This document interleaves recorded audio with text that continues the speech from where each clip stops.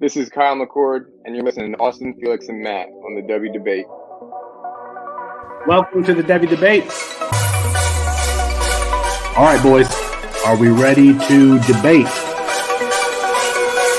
Austin, you tweeted something earlier. You tweeted your running back rankings. Explain yourself. Boy, that escalated quickly. I mean, that really got out of hand, fellas. You jumped up and... That's Austin Nace. Who is going to be that guy? And for me, Bijan Robinson is still going to be that guy. Back to the ground with Robinson, who spins and then tries to bounce it. A stiff arm, another one as he rides it. Keeps his balance. They're going to say stepped out, but I'm Felix Sharp. I know you didn't think that we would get through this episode without mentioning the name one Zach F. Wilson. Screener draw. Oh, Wilson is going to uncork for the end zone, and he drops it in beautifully. And it is his roommate Dax Milne on the touchdown. That's Matt Bruning. G. Scott Jr. Obviously, I waxed poetic about him on the last episode, so I won't do that again here. And this time it's Fields on the carry. Watch out! Justin Fields. Hello, Columbus. 51 yards. Bruning, are you ready to go head-to-head with me? I am. Got to get my popcorn out here. Hold on. Got to continue. I got it. Kyle McCord is going to end up winning the job. He's going to be rated higher. Well, I'm not nearly as passionate about what I'm about to talk about. Our apologies to Kirk Herbstreit. We ran out of time. We'll get him rescheduled soon. And for Matt Bruning and Austin Nace, I'm Felix Sharp. Good night and good luck.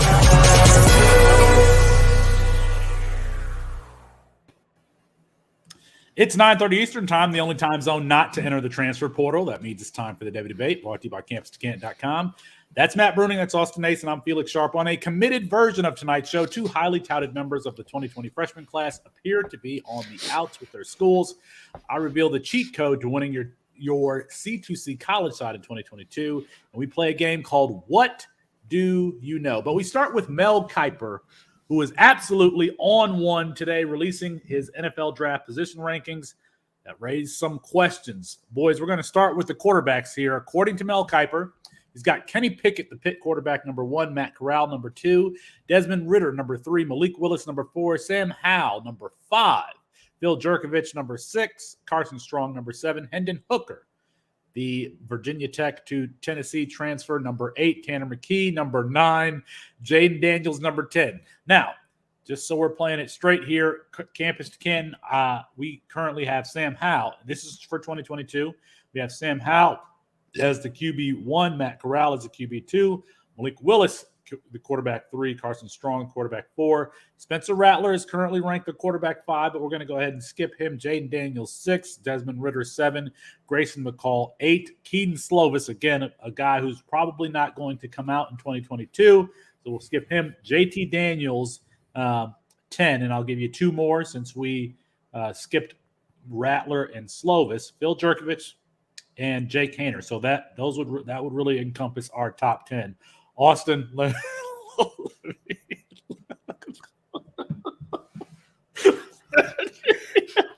Happy Halloween. Guess who we are. Took you long enough to notice. Holy crap. Austin, let me throw it to you.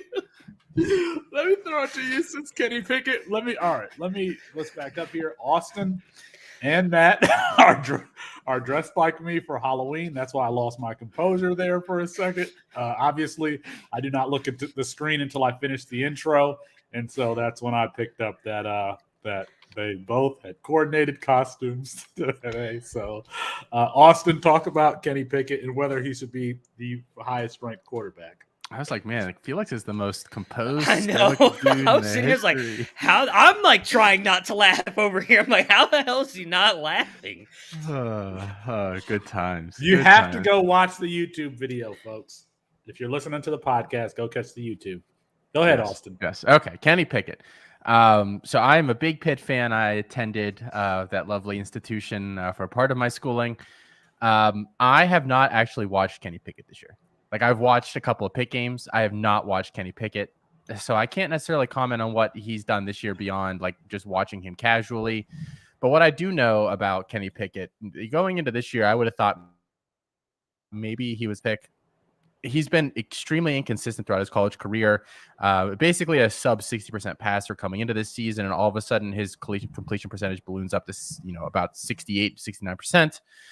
His yards per attempt is up by over 2 yards. His interceptions are way down. I mean, this is a guy that I'm supposed to expect was mediocre at best for 4 long years, and all of a sudden, as a 23-year-old senior, we've unlocked something in him that's going to be make him the top quarterback in this NFL draft. If that's the case, then guys, don't take any quarterbacks in this draft. We've been saying it for months. This is just a weak draft if Kenny Pickett truly ends up as quarterback one. And I mean, we know Kiper, whatever we think about him, he is the most accurate mock drafter or amongst the most accurate mock drafters. And he's generally pretty plugged in with NFL guys. So for him to be saying this, someone out there who makes decisions, or at least helps make them, is saying it as well. I can't listen to anything you guys are saying. Anthony Richardson, QB1. Matt Bruning, talk about the quarterback rankings that Mel Kiper released. I mean, they're interesting, to say the least. I mean, we were talking a little bit pre-show, obviously. I'm a massive fan of Desmond Ridder. I think he's a really good quarterback, and I think he's got a shot to be in the NFL as like a second-round pick and likely the future of a backup. I don't know that he's ever going to be a starting quarterback in the NFL, or even if he is, it's likely because of injury. I don't know that anybody's drafting him to be their starter. So to have him at 3 over guys like Sam Howell, and I mean, say what you want about Malik Willis, he's a souped-up version of Desmond Ridder. So why do you have Desmond? Desmond Ridder is not even as accurate as Malik Willis. So none of that makes sense to me. Why you have him above Malik Willis, and as plugged in as he is, which I agree with Austin on that. I can't imagine there are NFL GMs out there saying, "Oh yes, I want Desmond Ridder over Sam Howell and Malik Willis." That just doesn't make sense to me. Carson Strong down there at 7. That makes some sense to me. Most of us think that he's better. There's a lot of people who do, some people who don't. But again, we've talked a lot, and Austin's brought it up, the way that the NFL is kind of transitioning more toward these mobile quarterbacks, not running quarterbacks, but mobile quarterbacks. And Carson Strong doesn't have any of that. He was 6 for -21 this week. So he's bad at QB. But outside of that, I think. Phil Jakovic, he's an interesting one because I actually do think he could be rated very highly by NFL GMs. He's got all the tools, but the injury last year, I wouldn't be surprised if he goes back to school. So it's just a very interesting group. It's not at all how I would rank them, but then again, I'm sitting here at home dressed like Felix M. Sharp idiot. Esquire and Dressed like an idiot. Not working for ESPN. So, Austin, I think you hit the nail on the head on your initial comments. There is that if these are the rankings, we haven't even gone through the running backs and wide receivers yet, but if these are the rankings, it's that throws a red flag. I mean, with Kenny Pickett ranked number 1, I'm always cautious when there is someone who's emerged that we weren't thinking of before, who hasn't established a track record up until this point. Now, Kenny Pickett is a fine player, but for him to be potentially the number 1 quarterback, a top 10 pick, that feels scary to me. And we've been saying it since we started this podcast that 2022 was not the class that you wanted to have dynasty picks in. I can't even look at you guys. Like looking in and a I mirror, think that these rankings somewhat confirm that. They somewhat confirm that. All right, let's go in here to. I do want to talk about. Let's talk about Carson Strong, because they played Fresno State this week. He set a record for completion percentage, for completions, a personal record for completions in that game. Austin, we talked on Coast to Coast. You said that we didn't talk on Coast. We did talk on Coast to Coast. You said that you weren't impressed with his performance that day. But what I saw and what I've seen from Carson Strong is a player who is aggressive vertically when it's there. If it's not there like it was against Fresno State, they were dropping 8. He takes what's underneath. He can throw the ball to any portion of the field. So you have this guy who is solid but not spectacular. But that's what Jared Goff is. That's what Jared Goff is. And I think my argument about Carson Strong up until this point has been about his value, where you could get him a year or 2 years ago and what he's going to be. You've seen a massive increase in value. So, Austin, you're going to argue that he's not going to be a first-round draft pick. I think that he will. But even if he's a second-round draft pick, I'm still not taking the L. I'm not taking the L because from a value perspective, he was a great pickup. Not taking the L on Zach Wilson, not taking the L on Mayan Williams, not taking the L on Zach Davidson, who didn't even play last year as a Division II tight end and ended up being a fourth-round draft pick. So I think that Strong has some good physical tools, not great physical tools, but there are plenty of. I mean, I think that's what Jameis Winston was. Quarterback with good physical tools and not great physical tools. What are your thoughts on Carson Strong as a first-round draft pick? Yeah, I actually am with you that regardless, unless Carson Strong goes in like the 7th round, I think you get the W on him and Zach Wilson and Zach Davidson for that matter. Mayan Williams is still just like the I've never lost, Austin. I've never lost. Mayan Williams makes no sense to me. I don't get that argument, but that's for a different day. Look, I'll kind of spark notes what I said about Carson Strong on Coast to Coast this week. I thought he was outplayed by Jake Haener, which I figured no matter which quarterback I said played better, you won the conversation. But he just, when things are going poorly around him, like in the pocket, I just think he's very poor.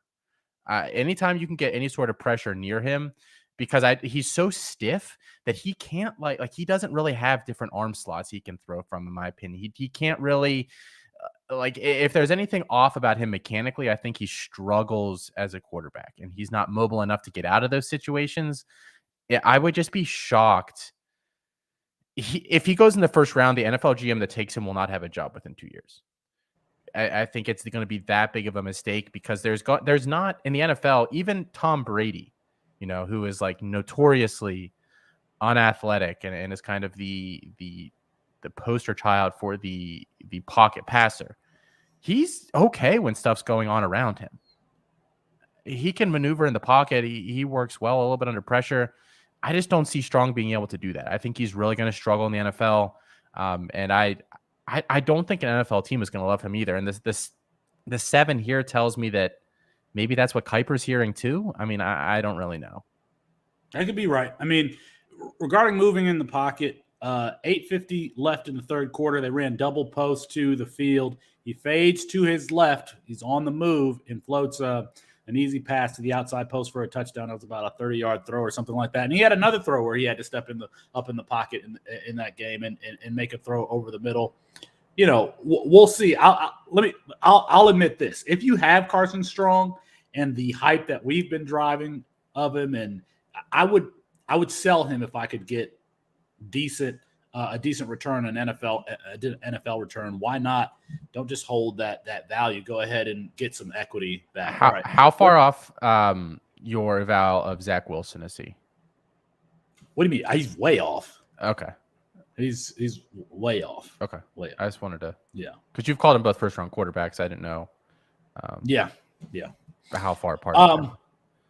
Kipers wide receivers. Number 1, Drake London. I don't think that any of us have a problem with Drake London being number 1. Number 2, Jameson Williams, the Alabama wide receiver. That's even too high for me. Number 3, Jahan Dotson. Number 4, Garrett Wilson. 5, Chris Olave. 6, Treylon Burks. David Bell, number 7. George Pickens, number 8. Jalen Tolbert, number 9. John Mechie, number 10. And Justin Ross, the top 11 there. Now, our Matt, I'm going to throw this one to you to respond. Our top wide receivers at Campus to Canton: Treylon Burks, number 1. Garrett Wilson, number 2. David Bell, number 3. George Pickens, number 4. Chris Olave, number 5. Drake London, number 6. Wan'Dale Robinson, Number 7, Zay Flowers. Number 8, John Mechie. Number 9. So we're very close there. And then Khalil Shakir, number 10. Matt Bruning, do you like Jameson Williams as the second best wide receiver in this class? No. We talked about him recently when you got to pat yourself on the back for getting this right. He's going to test great, and he's having an amazing season. I can distinctly remember going back to the summer and a lot of people talking crap about his dad, actually, because he was blowing a lot of people up on Twitter and other social media saying that Ohio State was going to regret Jameson Williams leaving, and he was going to blow up at Alabama. I don't know that Ohio State regrets him leaving. I've always said I think it's just because the other 3 guys there are more talented than him, and I would still say that I think JSN is more talented. But he has definitely looked 10 times better in that Alabama offense than he's ever looked at Ohio State. But I'm not taking him as the second best wide receiver off the board. I mean, you can call me a homer all you want. That's fine. I'm taking Garrett Wilson over him. I'm taking Chris Olave over him. Definitely taking Treylon Burks over him. And I'm taking David Bell over him. I know that a lot of the other guys at the site are not as big of fans of David Bell as I am. But how good of a route runner and everything is, how technically sound David Bell is, I'm taking him. Now, Jameson Williams, he's likely, I think, going to probably get round 3, round 4 draft capital because of speed. And he's shown on tape that he's a really good player at Alabama. If he's the number 2 wide receiver in the, according to Mel Kiper, he could go in the first round. I would be stunned if he went. And if he runs a sub 4.4, if he runs a 4.35 or something like that, he could very well go at the end of the first round. Out of all the guys that he has here, he's the one that I'm most like. Drake London, with everything he's been doing. I know it's so damn sexy, right? You're imagining yourself with a beard now too. I can just see it in your face. Drake London has boosted his stock so much with his play this year that makes sense to me. And even Jahan Dotson, because of how just talented he is. Jameson Williams, he's a good wide receiver, but the base of his game is speed. And I understand the NFL is really valuing those guys. You're talking about if he goes first round, I'm sorry, Garrett Wilson's a first round pick. I can hear the argument on Olave not. I can't hear it on Treylon Burks. So if you're talking about Garrett Wilson, Treylon Burks, Drake London, and if he's got Dotson up there, I'm assuming he thinks Dotson's going to go first round. So you're talking about what, 1, 2, 3, 4, 5, at least 5 wide receivers going in the first round. I don't see that many wide receivers going in the first round. I just don't. And I think out of all those guys, Jameson Williams is the one I would bet doesn't. Doesn't mean it's any worse if he goes in the second round, which I think is possible with how good he's played, but I would not have him as the second. Like, I would listen to the argument if you're talking about our rankings, moving him above Shakir or Mechie. I'll listen to the argument, but not at 2. No, I'm not moving him up over all those guys. Austin, I mean, what do you think about what impact could the the Combine have on these rankings, specifically with a guy like Garrett Wilson, who's tested very well as a high school recruit, and then Treylon Burks? I mean, we expect him to be one of the best athletes at the position for the wide receiver group. Yeah, I would be shocked. Treylon Burks is just going to – I don't know what his spark score is going to be, but it's going to be ridiculous. So they still do like the 3 Sigma Club. I think he'll be just off of that. But he's just an insane athlete. He's going to, like, in totality, he will test better than Jameson Williams, in my opinion. He just will. And I think he's a more well-rounded player. I'm shocked that you basically have the can do a little bit of everything version of Jameson Williams 4 spots lower than him in these rankings in Treylon Burks. I don't necessarily have an issue with some of the other stuff he has on here. I mean, just Jahan Dotson is whatever. I would never put him over Garrett Wilson, but I think there are some things that Jahan Dotson just flat out does better than Garrett Wilson. I think he's significantly better, like stacking corners and winning downfield. A lot of the times when Garrett Wilson wins downfield, I don't want to call it a blown coverage, but it's literally him just like running through a zone straight, and he's athletic enough that he's open. There are very few times that I've watched him get open deep that he's just flat out beat somebody. Jahan Dotson is sneaky in that regard. He gets himself open in one-on-one coverage on the boundary fairly often. So I mean, I think some of these names are interchangeable. London, I just don't. He's a good player. I think round 1 is warranted. First overall. I mean, again, same argument made with the quarterbacks. The fact that this is the order tells me that this isn't a very good class, and the NFL has no idea what to do. This might come down to like who has what pick and just what kind of receiver they want. I'm also shocked. I'm just shocked that Wan'Dale Robinson isn't in that top 11, who's had an amazing season and is extremely well-rounded. He's like literally exactly what the NFL wants right now. I'm shocked that he's not. I don't know. I don't know that he wins downfield, and I don't know that he's going to be the athlete that's like Rondale Moore is. I mean, to me, he's a little more Tavon Austin than Rondale Moore, and so that's might be why he's not here. But yes, I think that, as you were just saying, Austin, these are the kinds of rankings you see when there's no consensus, and there's no consensus because none of these players have demanded that we rank them accordingly. So there's going to be opinions all over the place on these guys, more so than the class that will come after them or the class before them. Now, I mean, to me, that's another red flag. To me, that's another red flag with this class. I just don't. It feels 2022 feels like throwing. Yeah, is somebody going to hit? Sure, but it feels like throwing darts more so than other classes. Let's move on here to the running backs. Breece Hall, number 1, Isaiah Spiller, number 2. I don't think that we have any problem with that, but then it gets interesting. Devonta Price, Florida International, number 3. I have not heard anybody talk about him. Pierre Strong, number 4. I've only heard Shane Hallam talk about him. Kenneth Walker, number 5. Kyron Williams, number 6. Brian Robinson, number 7. That's crazy to me. Muhammad Ibrahim, with the torn Achilles and everything, and who's a player, even healthy, doesn't have a lot of juice. Number 8, Zach Charbonnet, number 9, Tyler Goodson, number 10. Now, according to Campus to Ken, our rankings are currently top 10 at running back. Isaiah Spiller, number 1, Breece Hall, number 2, Kyron Williams, number 3, Jerome Ford, number 4, Sincere McCormick, number 5, Zamir White, number 6, Rashad White, number 7, Eric Gray, number 8, Noah Kane, number 9, Tyler Algier, number 10. I think that Zamir White not being on Mel Kipers' list is questionable. I think that Rashad White not being on that list is very questionable to me. I mean, those are two of the better values, I believe, at the running back position in the 2022 class. And the fact that they're not there is problematic. Maybe they don't go. Are we talking about Rashad White and Zamir White being in our top 15, but then not even being drafted, or being day 3 guys? I mean, that's what we're looking at with this 2022 class. Austin, it's a bad it's a bad list, and I don't want to dump on. I try not to dump on people's rankings because anything can happen. I mean, I remember having a discussion, and I don't think I really dumped on the guy, but somebody had Kenny Pickett that I talked to as their QB1 this offseason. Their rankings were horrible, but that was like the thing that stuck out to me. And I said, I've watched Pickett for years. I don't think he has that potential. And now, like, lo and behold, Mel Kipers' rankings match his. So I try not to dump on too many rankings. This list is just stupid. Like, let's be honest. I know I'm higher than most people on Jerome Ford. He should be on this list. He's NFL size, NFL athlete. He's shown a patient running style. He can run with power. I mean, he should be at worst on this list over a Tyler Goodson, who will be happy to be a committee back in the NFL. A Mo Ibrahim, who, like, if you're drafting him, you're drafting a running back that if you need 3 yards, he gets you 3 yards, and if you need 8 yards, he gets you 3 yards. I mean, that's what he's going to be in the NFL.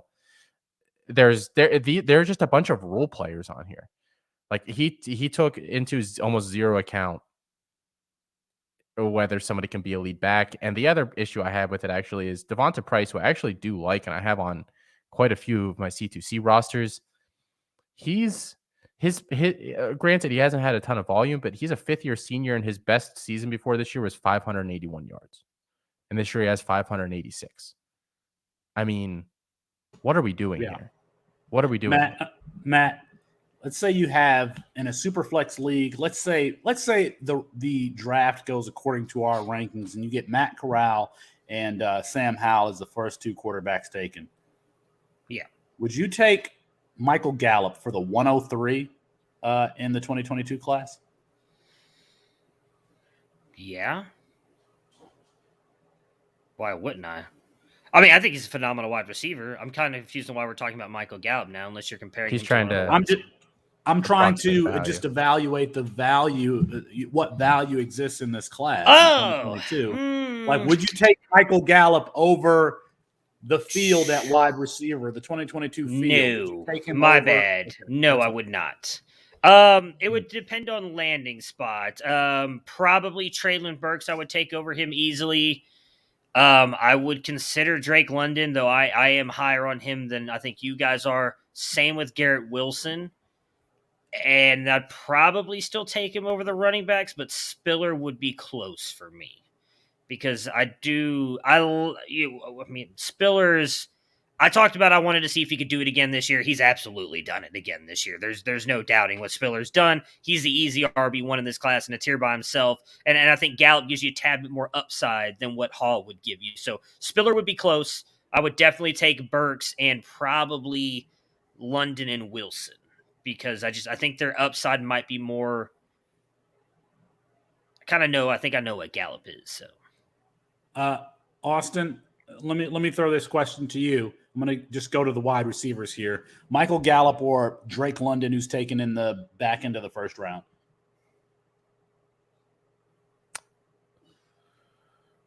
Probably London, assuming that I know I draft on talent, not based on landing spot. He would have to be in a really poor landing spot for me not to take him, I think. Okay. Jameson Williams is taken in the second round. You got Gallup or Jameson Williams? A first round Jameson Williams, I might roll the dice on just because I think a team would be utilizing him pretty heavily there. A second round Jameson Williams and not like a top 40 pick, probably take Gallup.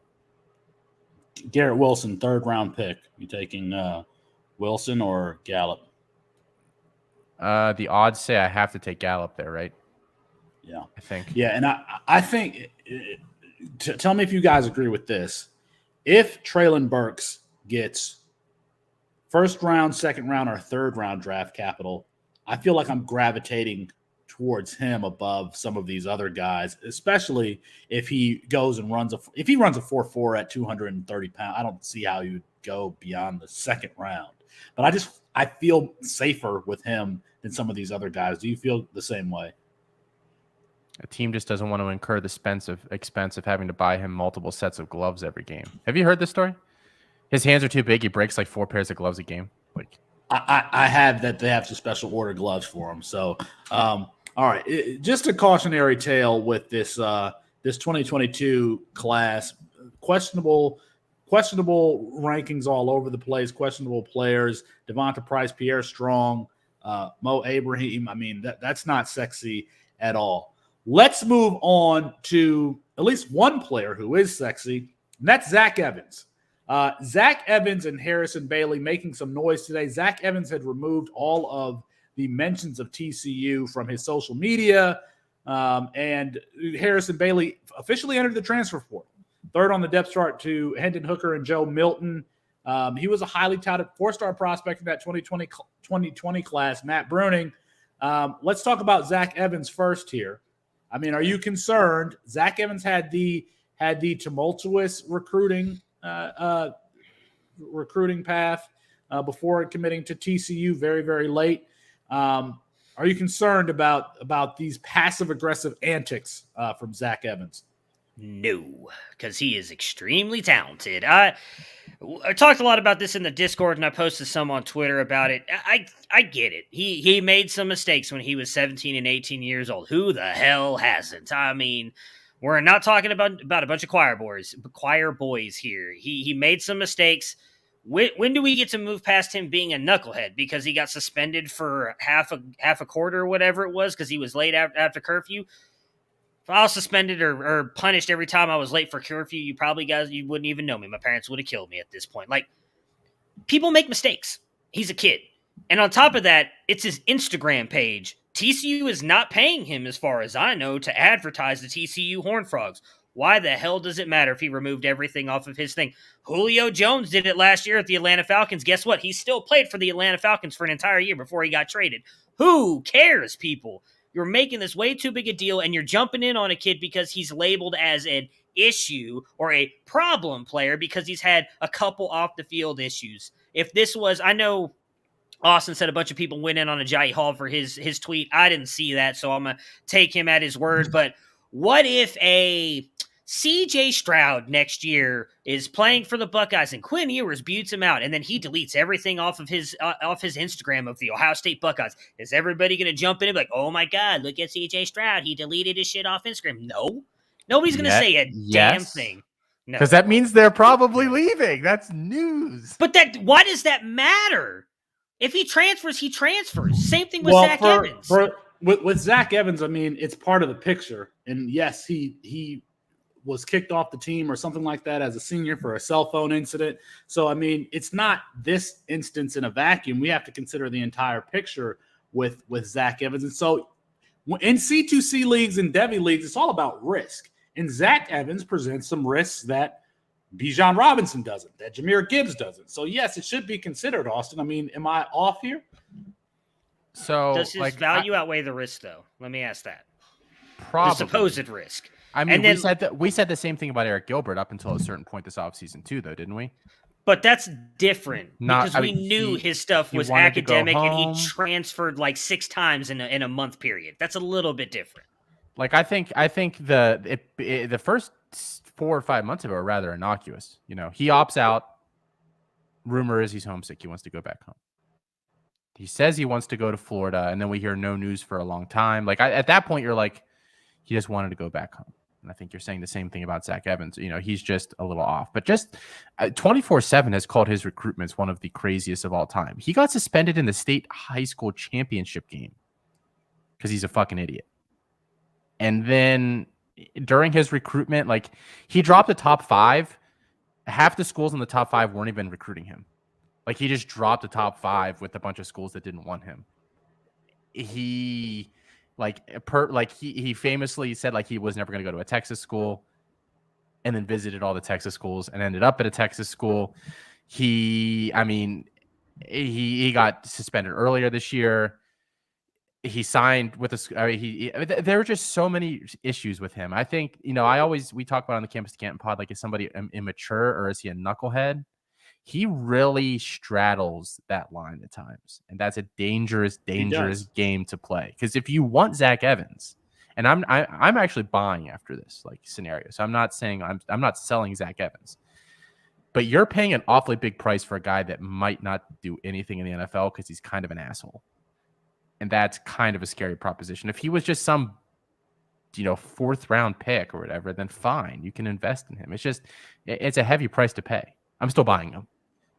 We talk about it painting a picture. Think about a player like Spencer Rattler, QB1. That show painted a picture of who he was as a person. And then when he gets to Oklahoma, you hear questions about his leadership ability and the fact that teammates gravitate more towards Caleb Williams than Spencer Rattler. So it's part of the picture. It should be considered. Let's move on here to Harrison Bailey. We mentioned Eric Gilbert. Harrison Bailey played with Eric Gilbert in high school.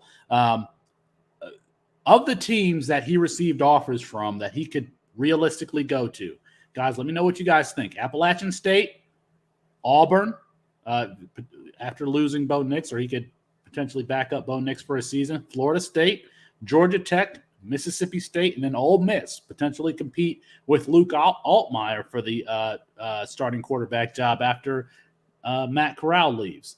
Do any of those destinations sound particularly attractive for C2C when you always need a value at quarterback? Yeah, I mean, I think Florida State could be very interesting if they end up going away from Milton. I was kind of in and out, you know, tuning you out as you were talking there, as you typically do us. I think he was also offered from Georgia, I believe. I actually think he might be a good fit at Georgia. I mean, he was one of the top guys in this class, right? He was like the 3rd ranked quarterback, top 100. So JT, I mean, I know they're running with Stetson Bennett, but I think if you get a guy like Harrison Bailey, you know, Kevin Coleman believes in him, and I trust Kevin. Kevin is very good at what he does, and I think he could go to Georgia and easily be a very good quarterback there. But I think Florida State would be a great landing spot for him as well. Probably the easier place for him to go.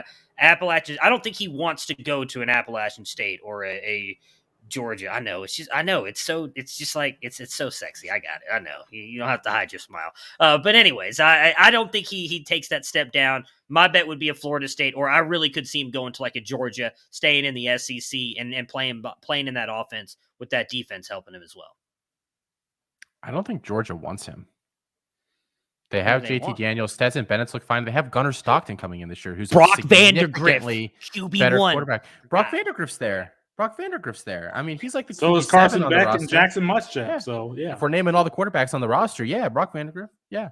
No, I don't. I mean, QB1 this year. That was our QB1, right? Right. Took him in the first round. Now just double checking we're all on the same page here. So I don't know what I was saying anymore. Thanks, Felix. Are there any of those particular destinations that seem attractive? The Appalachian State, Auburn, Florida State, Georgia Tech, Mississippi State, Ole Miss. I don't think he'll step down to App State. I think that's too far down for him. Auburn would be really intriguing. I actually think he'd do pretty well with Brian Harsin because he's I don't think Harsin's offense necessarily requires a quarterback to work well out of structure, which is literally Harrison Bailey is one of the worst top rated high school quarterbacks I've ever watched when it comes to playing outside of structure. He is awful. He cannot do anything that is not within the offense. And that is why he hasn't played at all in 2 years at Tennessee. So I think Auburn would be a good spot for him if Bo Nix leaves.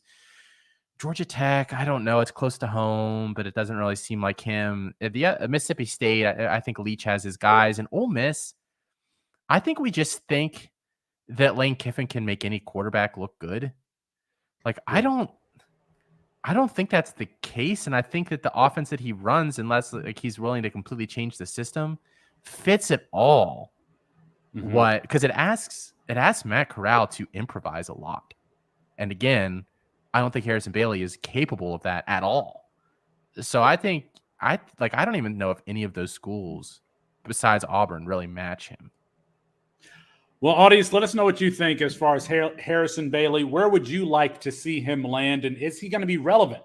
Is he someone that we should be targeting in C2Cs next year?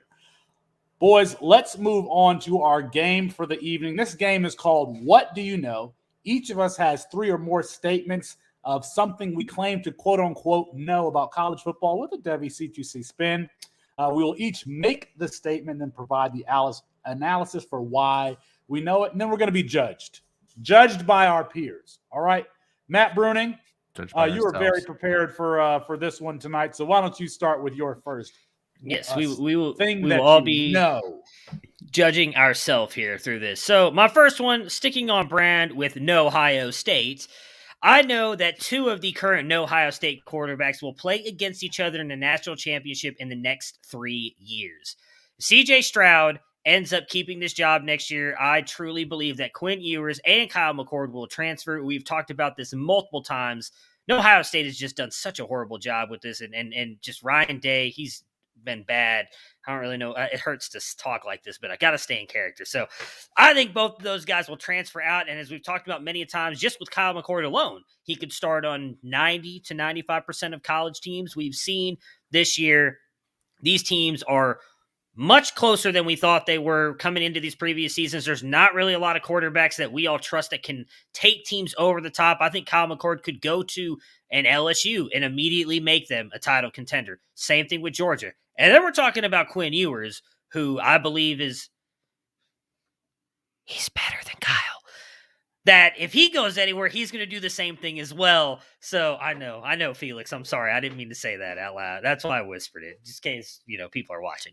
So I think if either one of those guys go, they could easily play CJ Stroud possibly in the national championship next year, or could be Kyle McCord and Quinn Ewers on 2 different teams. But they will all have that common denominator of being in the Ohio State Buckeye room for at least 1 year together.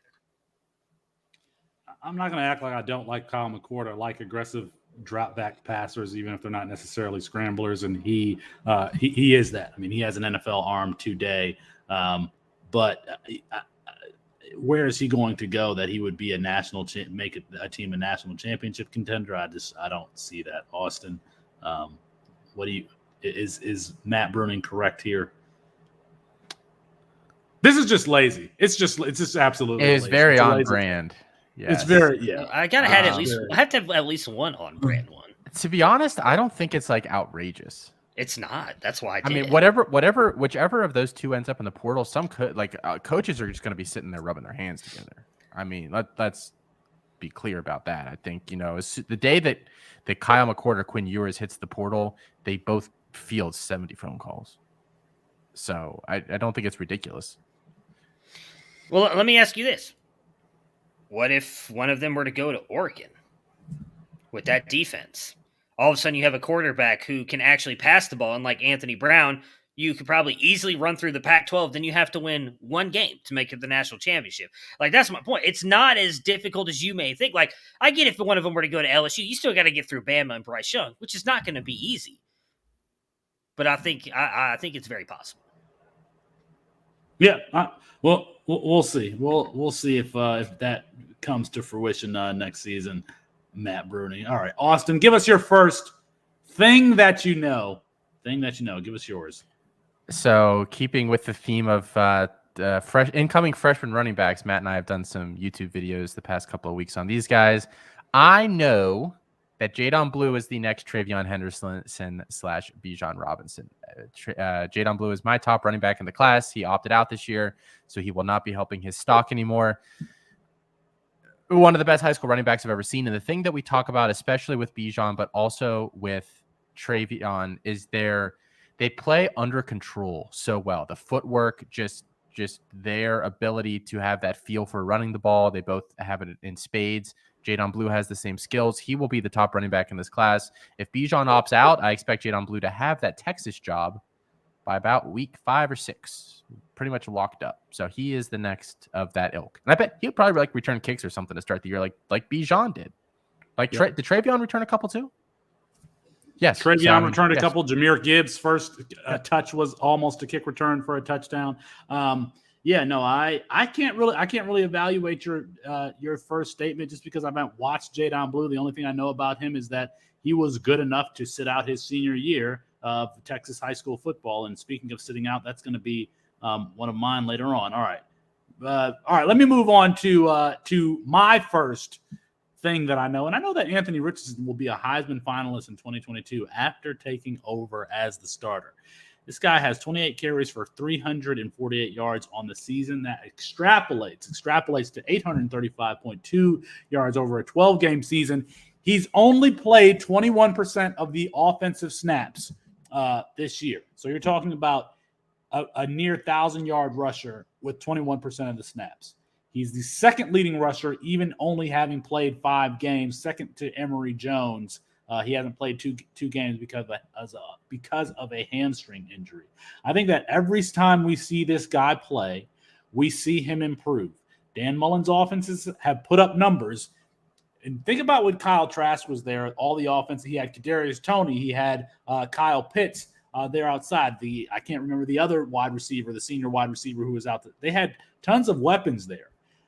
They're not going to have that in 2022 if Anthony Richardson is declared the starter. I think that the offense is going to revolve entirely around him, and you could see him put up some monster numbers, over 1,200 yards rushing, over 3,000 yards, 4,000 yards, 3,000 yards passing, and he will be a Heisman finalist. He will be a Heisman finalist in 2022 once he's declared the starter and once he's playing 100% of the snaps. No. It's not on brand. No. No. Maybe. The ceiling is certainly there. The ceiling is very tantalizing with him. It's just the floor is it's so deep into the ground. I don't even know. You're getting the lotion? Yeah. I get that reference. Thank you. I was hoping one of you would.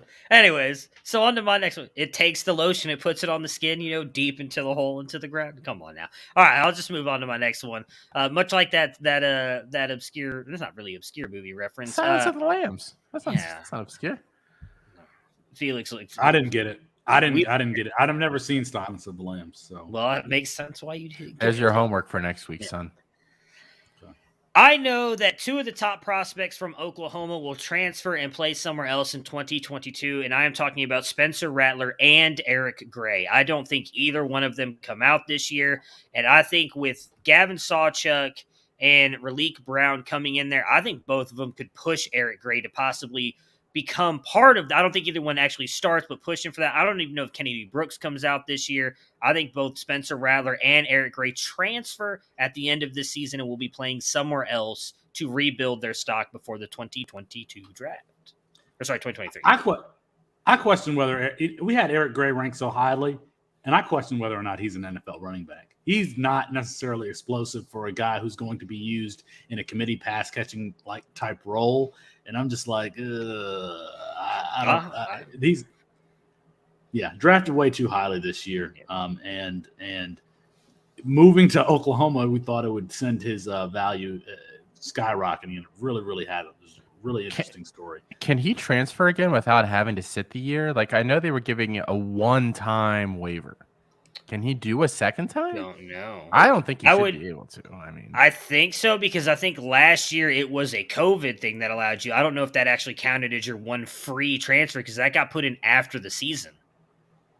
I think it does. I mean, yeah, I think it does too. And I don't know where could Eric Gray go? He can go to App State, a better situation than Oklahoma. I mean, well, he can't go to a better place that's better than Oklahoma, but I don't know that he's going to be the starter at Oklahoma. Right. That's my point. Right. All right. Austin, Kennedy Brooks can come back next year too. I know. I don't know that I don't think he leaves. It's like people don't talk about that enough. People just assume Kennedy Brooks is gone because he's been there for 12 years, but he can come back. All right. Second thing I know here, I know that Clemson will be just as bad in 2022 without some sort of big move this offseason. And I don't mean firing Dabo. I'm not even close to that train. But the offensive coordinator has to go, or they have to do something in the portal, which is something that Dabo does not believe in. I think one of those two changes has to happen. Look, I think Nick Saban is a legendary head coach. One of the things that he's been incredible at over the years that's allowed him to be so successful is he doesn't get attached to any sort of assistants. He brings in people that he didn't even like Lane Kiffin. He brought him in because he knew Lane Kiffin would be good at his job and he would learn things from Lane Kiffin.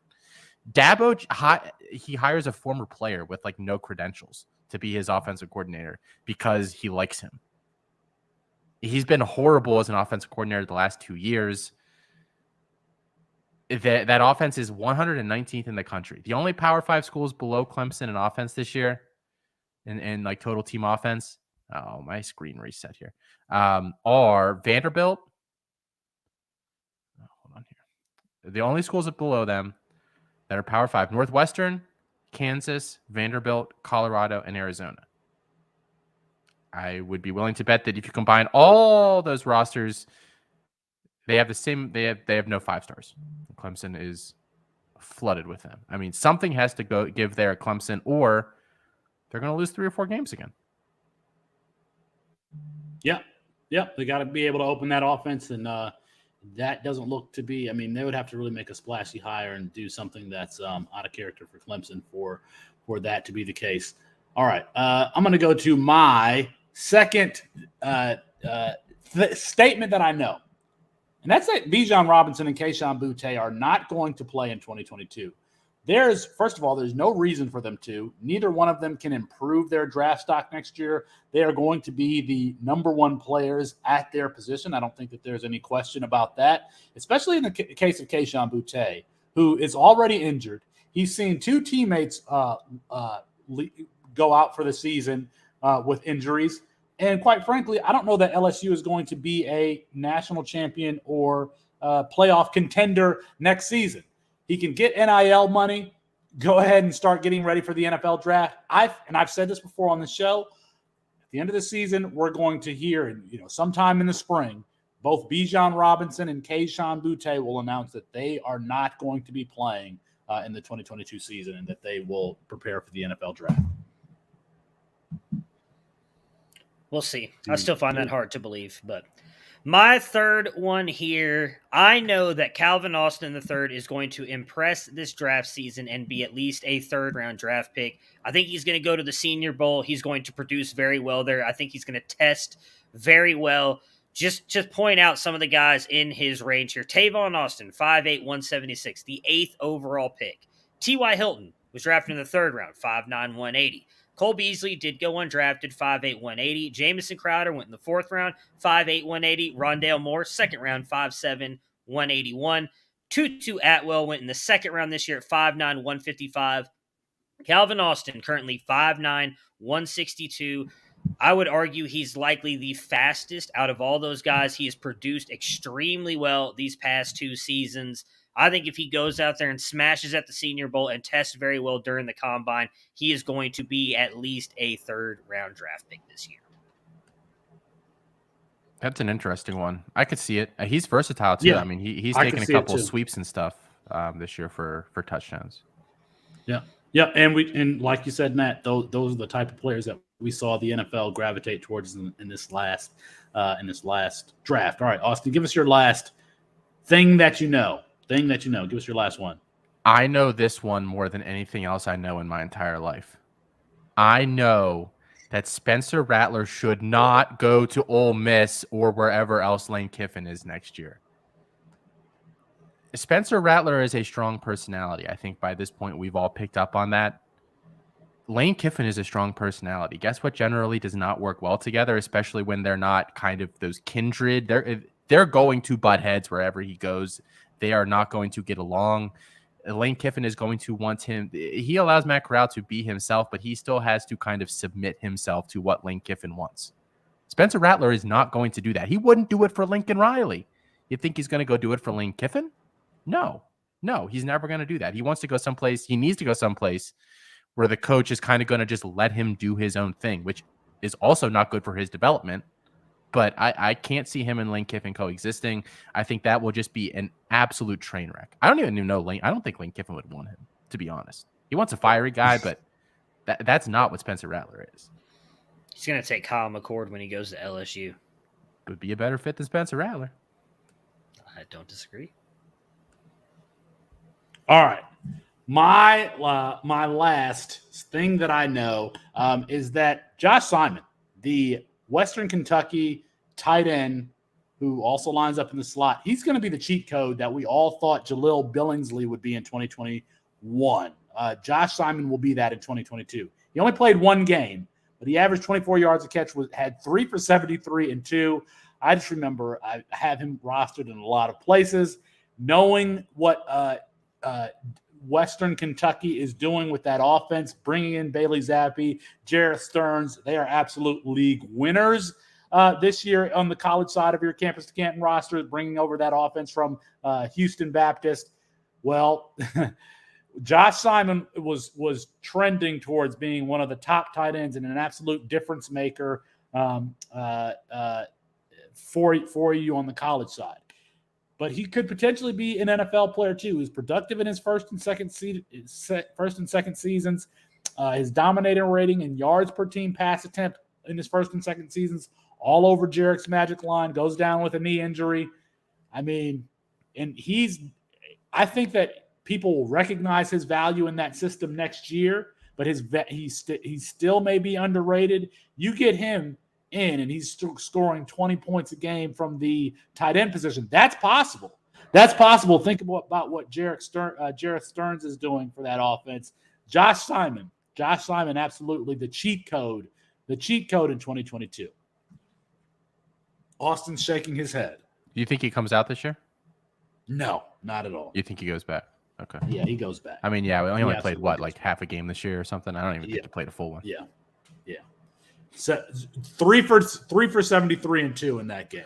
I worry about some of those guys. This is like slightly unrelated, but that like him at Western Kentucky, like Jalen Cropper, if he were to stay at Fresno and their quarterbacks, Hainer and Zappi leave, I wonder what happens to those guys next year. I wonder if it would, just be smarter for him to come out. I mean, it'd be interesting to watch those two situations. And watch it we shall. All right. I think that's it. That's all we got for tonight. Be sure to catch the YouTube so you can catch Austin and Matt, their Halloween costumes totally caught me off guard. So go ahead and check out the YouTube page at Campus to Canton. You need to check out the YouTube page anyway because we go live 10 a.m. Eastern every Saturday for the tailgate, and we go live late to wrap up your college football Saturday with Coast to Coast. So go ahead and subscribe to the YouTube page, but that's going to be our show for tonight. Be sure to check out the Campus to Canton family of podcasts. But apologies to Kirk Herbstreit. We ran out of time. We'll get him rescheduled soon. For Matt Bruning and Austin Nace, or should I say for Felix Sharp, I'm Felix Sharp. Good night and good luck. I'm going to go back and watch the beginning of the show because we're both just sitting here like trying not to. That was good. That was funny. That was fun. Oh, man.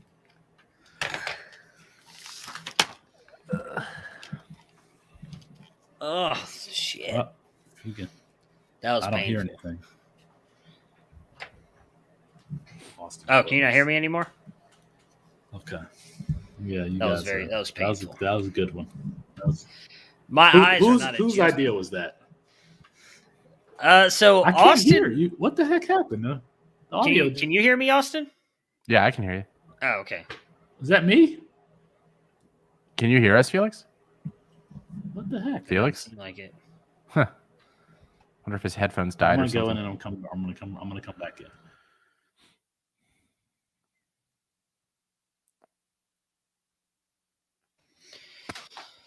Oh man, are your glasses like polarized? What's that mean? Like when you look at other shiny lights, it's rainbows. Like my eyes Oh, are no. like so fucked up right now. My I'm trying sunglasses? to like readjust. These sunglasses actually weren't terrible. Like I got those ones that you had mentioned in the like when you messaged me or whatever. Did you click on that link? That Amazon Yeah, link? I got the same one, so I wonder Oh. what mine are. Huh. Like, Like or I mine- guess it's no. when I'm looking at a computer screen or phone screen. Like if I'm looking around, it's nothing, but at a phone screen, it goes to Oh. like a rainbow color. No, I didn't have any issues. Yeah, this was the little one I had underneath, almost like a pantyhose to keep my hair down as much as You're like possible. Will Ferrell or whatever in It hurt. Oh, my head is what is that killing movie? me. Old school where he pulls it over his face. If you Yeah. tell anybody about this, we'll fucking kill you. Just kidding. We'll have him back by dinner. Hang on 1 second. Let me get my son something to drink. Well, and then there was one. Welcome to Austin's hour. I don't know. That's why I don't solo pod.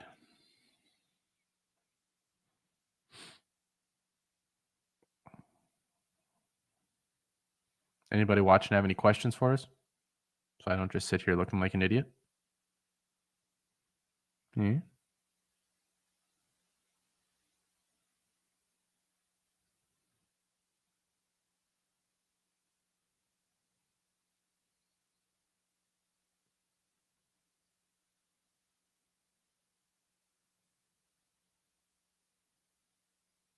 Oh, all right. So,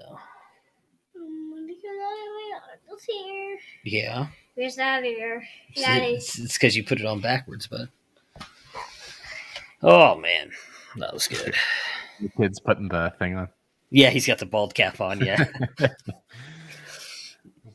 Oh, yeah, dude. I was sitting there like, holy crap. Like, this dude has got like nerves. There you go. Nerves of steel or something. Like, I'm like, he's not laughing or anything. I'm sitting there like, I'm trying not to laugh. And I'm just like, what the? How is he not laughing at this?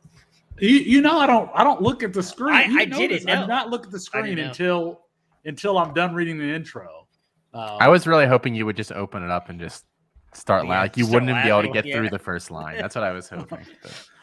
But What was I going to say? But whose idea was it? I didn't hear. I didn't hear that. I don't remember if it was on a founder's call or what. Austin mentioned it one time about like he was like, I really want to like dress up as Felix profile picture, and then like we were just sitting there one day and I just kind of messaged him. I was like, dude, we should just do it. Like we should just do it without telling him. And then it was Austin's idea to do it for like tonight for the Halloween show. I was like, let's just go with it. Let's just do it. So Went and bought like fake Cuban chain and turtleneck, and then I had the bald cap for the Judge Devereaux character because I've got the mustache and I was trying to make him bald. And then I just told Austin I went and got like I bought off Amazon. It says like a bald cap. It's just almost like a freaking like pantyhose, but it like it's oh my god, it hurt. But yeah, I noticed that you guys' cameras were off, and I don't know. It didn't even as a matter of fact. Because you guys' cameras were off, I thought you might be doing something else, and I might have to essentially start the show without you. So I looked and made sure that my camera was on the screen before I started talking, and then I didn't see. Well, yeah, that's what reading. I didn't actually have to go get my son anything. I told Austin, I was like, I'm gonna pretend like I have to get my son something, so it doesn't look obvious that we both go off camera. So I was like, that's why I turned my camera off first, because I was like, I didn't want you to think we were up to something. No, I didn't. So, I didn't. Hey. I wasn't. I was just. No, I was not. That's funny. That's funny. It's funny. Big fan of Pickett personally. Do you guys view him as a first rounder? So we talked a lot about this at the beginning of the episode, Daniel. Since Austin is also a big Pitt fan, I'll let him kind of answer what he thinks about Pickett. Yeah, I mean, like I said earlier, I actually haven't like I've watched 3 or 4 Pitt games this year, but I haven't sat down and watched Kenny Pickett, if that makes sense. That you kind of watch the games differently when you're watching them for enjoyment and when you're trying to break a player down. But I just have a very hard time. He made some really nice throws this past week against Clemson. It's just a guy that was like a sub 60% passer for the first 4 years of his collegiate career. Magically added 2 yards per attempt and increased his completion percentage by 9%. I mean, it makes me very wary. He's like unspectacular. I think I'd be more comfortable if an NFL team took him in the second round, kind of like where Kyle Trask went last year. I think Pickett's significantly better than Kyle Trask, who I had as borderline undraftable. But like that's like for an unspectacular guy like that, I think the second round is more than fair. First round is pushing it. So that's all I got. Go Pitt. Hell to Pitt. Yeah, somebody. I mean, I think it's the scouting season. Really, to me, is once the playoffs get here and there's not a lot of football on, and there's these bowl games, because I'm bored, quite frankly, and I will go back and watch. Like I went back and watched that Fresno State Nevada game, which I could only find the condensed version of. I bet you that I'll be able to get the full version later in the season. And that's just, I mean, instead of watching basketball, which I'm just not, or some other sport, I'll just watch replays of those games and put them on my big screen TV. And so, what did you? I mean, I know you kind of briefly talked about it, Felix. What did you think of Strong's performance? Like, it was fine. I thought he played well. It was. I even put that in my notes. Is that when both of those guys, Jake Haener and Carson Strong. So, Tom Brady to me is fine. He's a quarterback that when you watch him, you don't say, "Oh, that's amazing," but he makes the right play.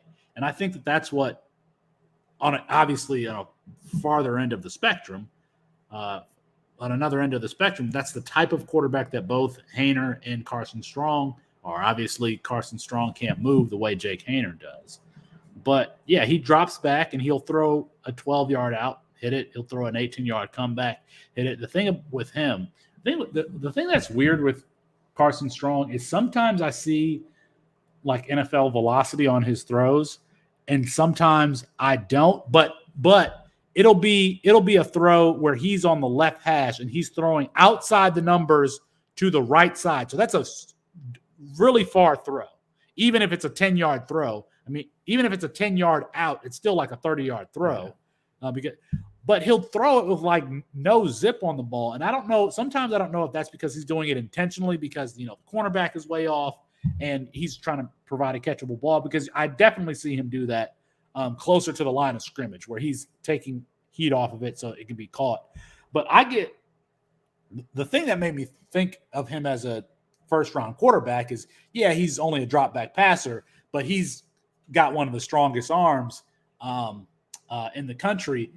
And it's easy to see that when he's throwing, deep seam routes and deep go routes and stuff like that.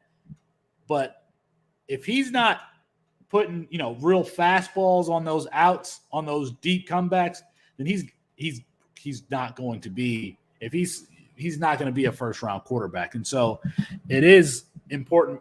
I need to watch more games to figure out, whether or not that's because you see it with Jake Haener. Like when Jake Haener will throw a deep route that's like a deep crosser or something like that, maybe between 18 and 25 yards.